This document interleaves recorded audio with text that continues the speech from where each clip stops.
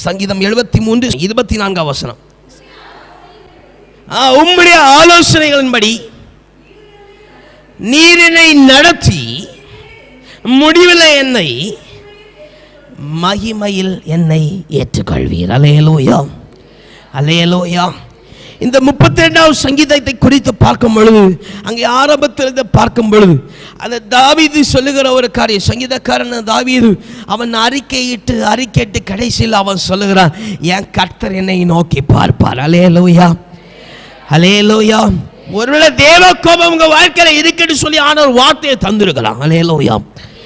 ஒருவேளை தேவனுடைய அன்பு உங்களிடத்தில் இல்லைன்னு சொல்லி ஆண்டவர் தந்திருக்கலாம். அல்லேலூயா. ஒருவேளை ஆண்டவர் கடிந்து கொண்டு உங்களுக்கு உபதேசம் ஆண்டவர் தந்திருக்கலாம். அல்லேலூயா. ஆனா உங்களை ஆண்டவர் நேசிக்கிற ஆண்டவர். அல்லேலூயா.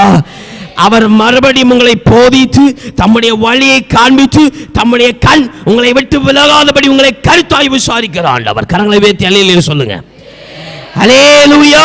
உங்களை நேசித்து வழி நடத்துகிற இந்த அன்பை ஒருவன் அறிந்து கொள்வானாயின் அவருடைய பொக்கிஷத்தை அவன் அடைகிறான். அல்லேலூயா, அல்லேலூயா. இந்த பொக்கிஷம், இந்த அன்பை ஒரு மனுஷி உணர்கிறானாயில் அவள் தேவனுடைய ரகசியத்தை அறிந்து கொள்கிறான். அல்லேலூயா, அல்லேலூயா, அல்லேலூயா. சங்கீதத்திலே பார்க்கிறது போல ஒருக்க கூட வாசிங்க. 73வது சங்கீதம் 24 ஒருக்க கூட வாசியுங்கள். உம்முடைய ஆலோசனையின்படி நீர் என்னை நடத்தி முடிவில் என்னை மகிமையில் ஏற்றி. இந்த முடிவின் காரியம் சொன்னா என்ன? அல்லேலூயா, அல்லேலூயா. ஆண்டவர் கூட முடிந்தது அப்படின்னு சொன்னார். அல்லேலூயா. என் முடிவின் குறித்திருக்கிற காரியம் ஒரு நிறைவு. அல்லேலூயா. இது தெளிவா வருகிற நாட்கள்ல பார்ப்போம். அல்லேலூயா, அல்லேலூயா.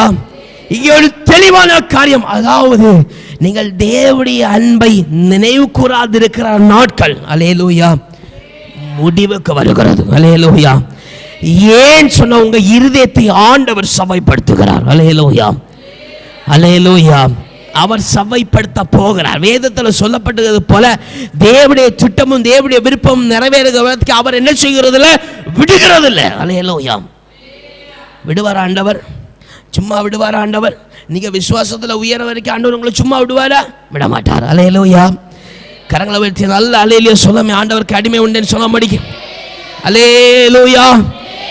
இப்ப அந்த தீமையான நாட்கள், அதாவது இயேசுடைய அன்பை நினைவு கூறாது இருக்கிற அந்த இருதயத்தை கொண்ட நாட்கள் ஒரு முடிவுக்கு வருகிறது. அல்லேலூயா, அல்லேலூயா.